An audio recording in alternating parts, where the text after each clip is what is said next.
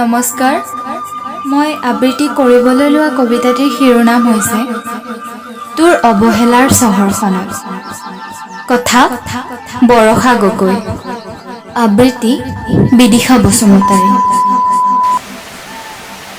তোৰ অৱহেলাৰ চহৰখনত পঞ্জীভূত হৈ থকা বহু শিভৰে সাজিছো বিষাদৰ ঘৰ। শব্দবোৰ নীলাভ কৰি বহুবাৰ ভাগিলো পকী দেৱাল। চেনেহৰ চৰায়ে পখালিব বুলি ৰঙচুৱা ঠোঁট। বহু যতনেৰে ৰাখিছিল হৃদয়ৰ সাগৰ। এখোজ দুখোজকৈ তই পিছুৱাই গৈ থাকিলে,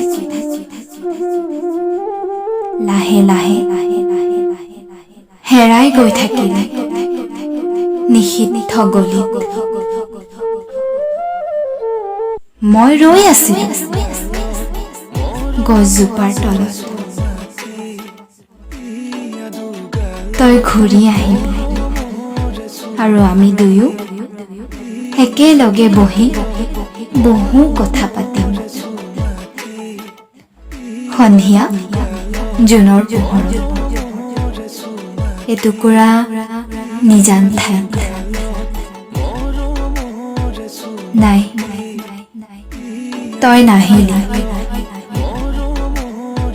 কবিতাৰ বৰষুণ জাকি নোৱাই থাকিলো মোৰ অসৰি সৰিয়ে।